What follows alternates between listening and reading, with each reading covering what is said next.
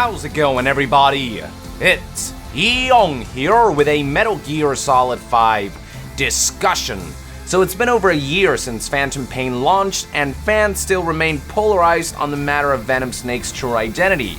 Some people really liked the idea that Venom Snake was meant to be a representation of the player, as well as a means for Kojima to pass on the title of Big Boss to his fans, while others utterly detested the game's final plot twist, much preferring to have played as the real Big Boss from beginning to end and experience his story rather than some random medics. And then there are those like myself who are somewhere in between, who didn't absolutely hate the story and appreciated certain elements of what Kojima tried to accomplish with Phantom Pain, using the video game medium to its full extent, but also felt like it was lacking in execution. So something that I've been asking myself lately is what Kojima could have done better to deliver the Venom Snake plot twist in a more appealing manner. Now, I could just take the easy route and simply say that Kojima should have scrapped Venom Snake altogether and focused on Big Boss, but the fact of the matter is that the Venom Snake plot twist was conceived pretty early on in MGS5's development process, and it's just one of those things that was inevitable. So instead of contemplating an MGS5 with Big Boss as the protagonist, which has infinite possibilities for fan fiction, I want to discuss ways that Kojima could have made the current MGS5 setup better. Let's begin by revisiting an older Metal Gear title that also employed a protagonist switcheroo not too dissimilar from Phantom Pain's. I'm talking, of course, about Metal Gear Solid 2 Sons of Liberty. Leading up to the game's launch, all Kojima showed of the game was either footage of MGS2's prologue tanker chapter starring Solid Snake, or modified footage of the Plant chapter in which Raiden's character model was swapped for Solid Snake's in order to hide MGS2's real protagonist. Raiden's existence was a well-kept secret, and people would only learn about him for the first time when the game finally launched. This may sound all too familiar to those who have been following Metal Gear Solid 5 from the beginning. Like with MGS2, footage of MGS5 often featured modifications or model swaps to avoid certain spoilers. Furthermore, all marketing materials advertised Phantom Pain as one thing, the revenge story of the veteran hero Big Boss and his downfall to villainy, but the final product was not exactly that, very akin to how MGS2 was advertised, a sequel to Solid Snake's story from MGS1 when it actually turned out to be Raiden's story.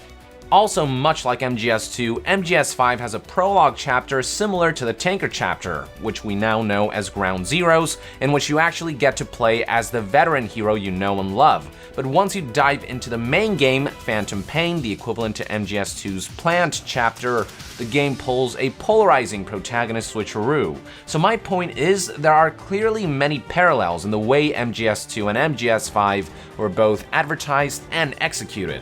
But it is my belief that Metal Gear Solid 2 did a far better job in justifying and executing the protagonist switcheroo than MGS5 did, despite the parallels that the two games share in that respect.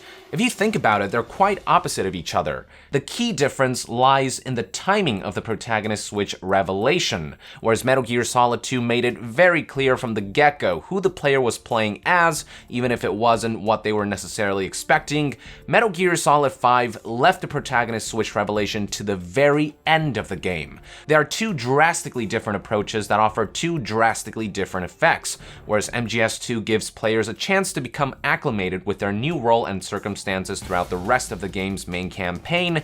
MGS5 has players completing the main campaign first before pulling the rug from underneath them and getting the last laugh. The latter's approach simply didn't leave enough room for players to deal with the fact that their existence within this game world had been a lie all along. The ruse ended up being the game's ending rather than being an element that shaped the rest of the experience, leaving little room for any kind of catharsis and thereby contributing to the fans' negative reception. It is my belief that if MGS5 had employed a narrative structure more akin to MGS2's, the Venom Snake plot twist would have worked much better and it would have been much better received. Imagine this.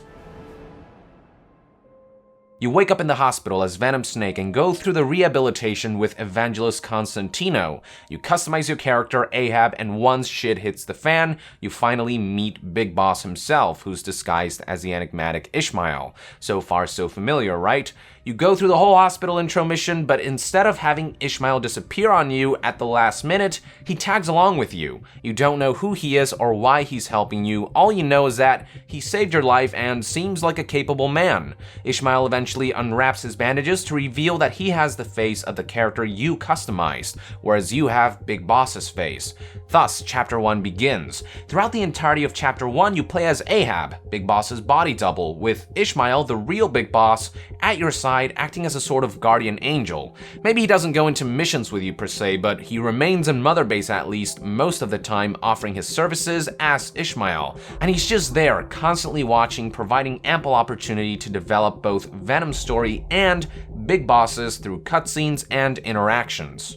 So Chapter 1 treads along and eventually reaches its inevitable conclusion as Skullface's evil plot is thwarted.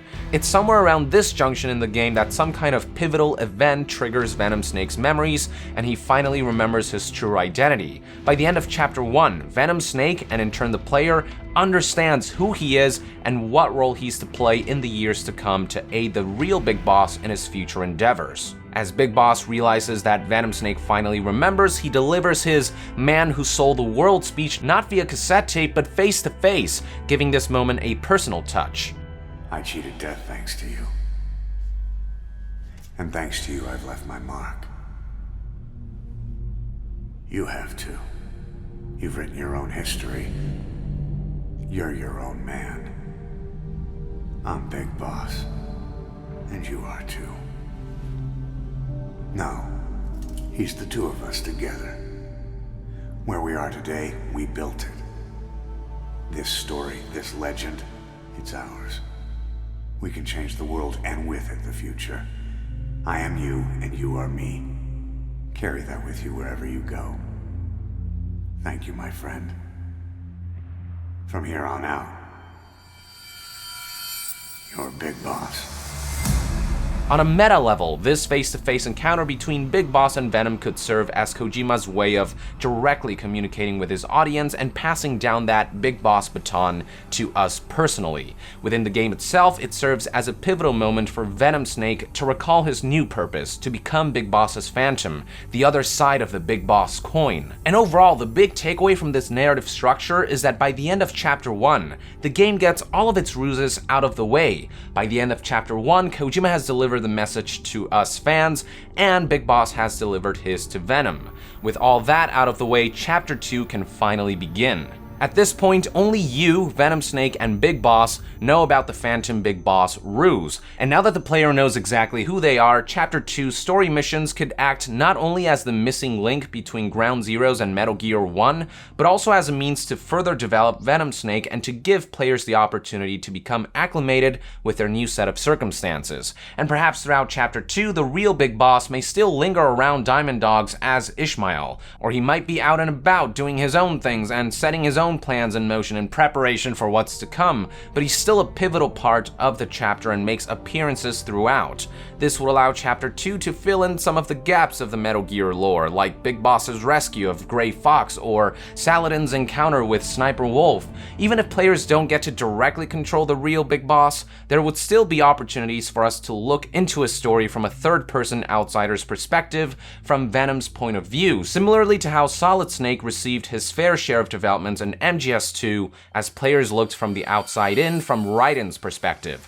Or hell, maybe Chapter 2 could feature just a handful of missions that do allow you to play as the real Big Boss and see things from his perspective.